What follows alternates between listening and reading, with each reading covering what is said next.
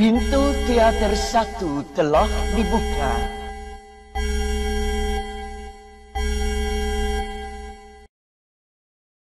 Hai everyone, welcome to UBR Entertainment. Apa kabar kalian hari ini? Kami doakan semoga dalam keadaan baik. Kali ini kita akan membahas seluruh alur cerita lengkap film When Romance Meets Destiny versi UBR Entertainment.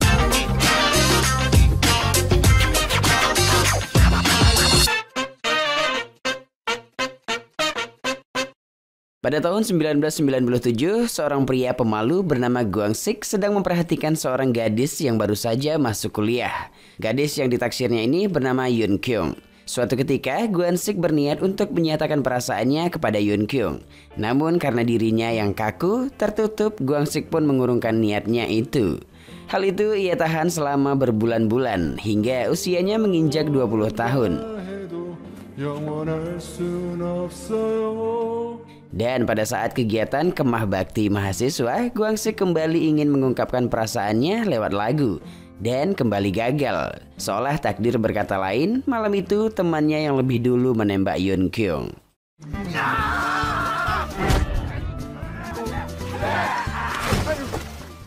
7 tahun kemudian, Gwang Sik yang saat ini menjadi seorang fotografer tampak mendapat job untuk mengabadikan momen pernikahan teman kuliahnya dulu. Ketika akan foto bersama, Gwang Sik yang sudah siap untuk memfoto, tiba-tiba dari belakang muncul seorang gadis. Ya, Yoon Kyung hadir hari itu. Dan ini pertemuan pertama Gwang Sik dan Yoon Kyung setelah 7 tahun tidak pernah bertemu lagi. Setelahnya mereka duduk sambil cerita. Diketahui tempat tinggal Yoon Kyung sekarang tidak jauh dari studio fotonya Bang Gwang Sik. Di studio, Gwang Sik tampak memperhatikan foto Yoon Kyung saat pernikahan temannya dulu. Suatu ketika di malam Natal, Gwang Sik bingung untuk menelpon Yoon Kyung atau tidak. Namun tiba-tiba Yoon Kyung datang ke studionya untuk mencetak ulang foto paspornya yang sudah kadaluarsa. Setelahnya mereka duduk berdua. Ketika akan membayar, Gwang Sik mengelak dengan berkata, anggap saja hadiah Natal. Yoon Kyung yang merasa tidak enak juga memberikan hadiah kepada Gwang Sik, yaitu berupa staples atau anak hektar yang berisikan 5.000 kepingan. Yoon Kyung beranggapan 5.000 kepingan itu mampu digunakannya selama 50 tahun. Karena sudah dibagi dua, dia akan membelinya lagi ketika setelah 25 tahun dari sekarang. Secara tidak langsung, Gwang Sik beranggapan Yoon Kyung akan ingat dengannya ketika staples itu habis di hari tua nanti.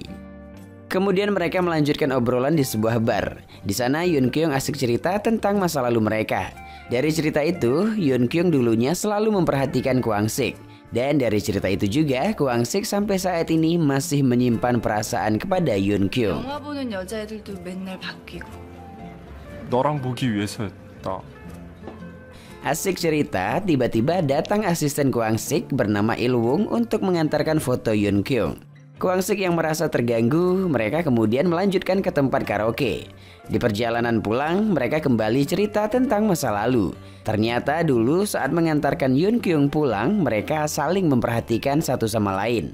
Hingga Yoon Kyung menjaga perasaan Gwang Sik yang mengikutinya dari belakang. Padahal sebelumnya dia berkata akan mengantarkannya pulang sampai di pinggir jalan saja.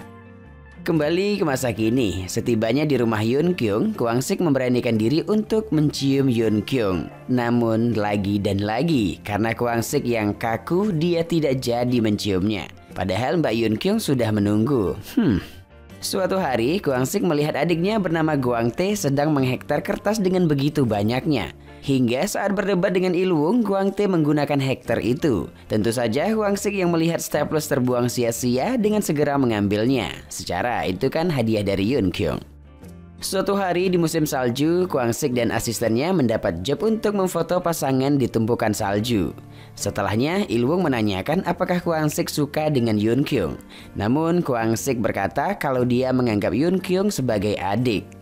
Gwang Sik sedikit kaget saat mendengar bahwa Yoon Kyung pernah mengatakan pada Il Wung bahwa Yoon Kyung ingin belajar fotografi. Di hari besoknya di studio, Il Wung mendapat hadiah Valentine dari seorang wanita. Il Wung begitu senang mendapat hadiah tersebut. Namun ketika membaca selembar surat, tampak wajah Il Wung berubah lalu pergi. Gwang Sik yang melihat hadiah itu mencoba melihat surat tersebut. Ternyata itu dari Yoon Kyung yang ingin belajar fotografi. Yap, Gwang Sik kembali dilanda sakit yang tak berdarah. Ilwung yang kembali ke studio mengajak Kwang Sik untuk minum bersama nanti malam dengan Yoon Kyung. Yap, malam harinya mereka pun nongkrong bertiga. Dengan hati yang tersayat, Kwang Sik mempromosikan Ilwung kepada Yoon Kyung.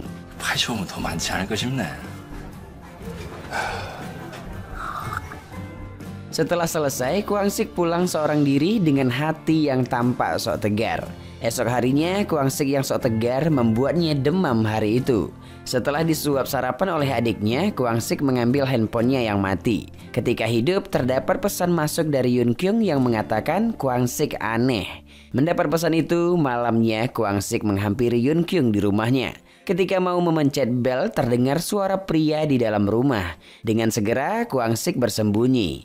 Yap, di sana dia melihat pria itu adalah Ilwung sedang memperbaiki pemanas ruangan yang rusak. Kembali hatinya tersayat, lalu pergi ke suatu taman bermain malam itu. Di tengah galau tersebut, Kwang Tae yang melihat menghampiri. Kwang Tae bingung ada apa dengan kakaknya ini. Saat itu, Kwang Sik sedikit cerita bahwa kejadian 7 tahun yang lalu kembali terjadi. Oke, itu tadi cerita versi Kwang Sik. Abang Kwang Sik kita simpan dulu ya. Kita masuk ke cerita arus balik tentang Kwang Tae yang mempunyai kepribadian berbeda dengan Kwang Sik. Kebalikannya, tidak kaku namun bocor. Hari itu di toko kasetnya, Kwang Tae dan teman-teman asik ngobrol tentang wanita.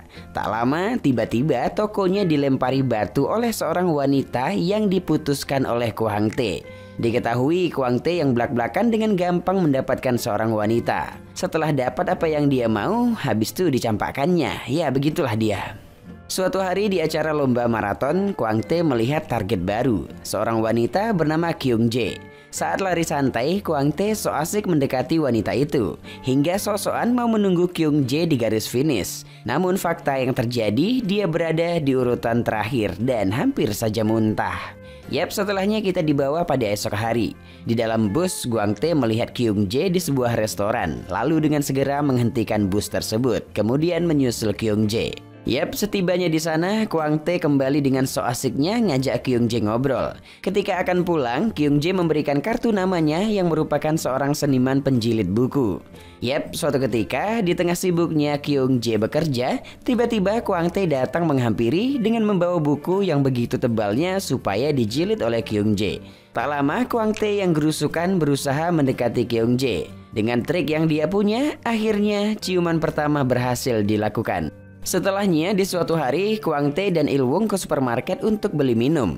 Di sana Ilwung mengetahui kalau Kwang Tae telah 5 kali tidur dengan wanitanya. Lalu bercerita tentang perasaan sukanya kepada wanita yang dulu pernah ditemuinya ketika di acara pesta teman Kwang Sik. Yap, itu adalah Yoon Kyung.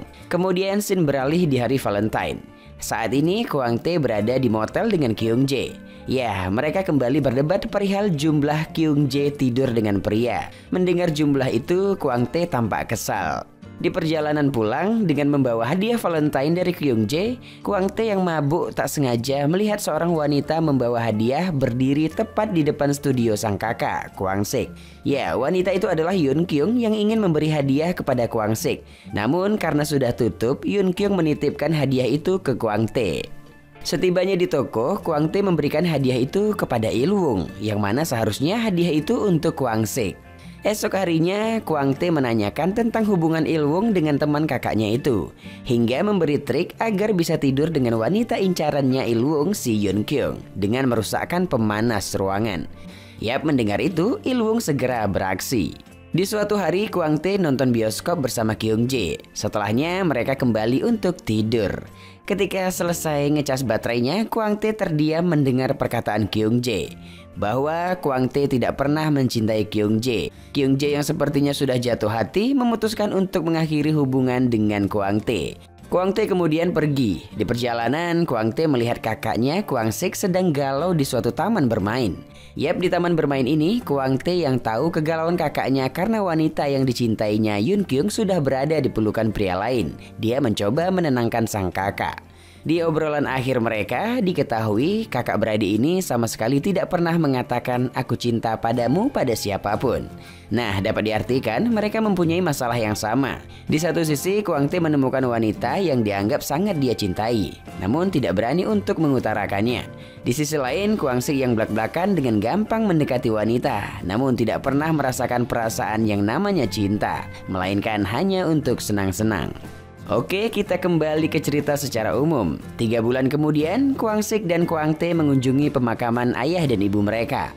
Di sana, Kwang Sik bertemu dengan seorang wanita yang meminta air kepadanya. Kemudian bercerita kepada Kwang Tae tentang takdir, di mana orang tak saling kenal bisa saja berjodoh jika itu kehendak takdir.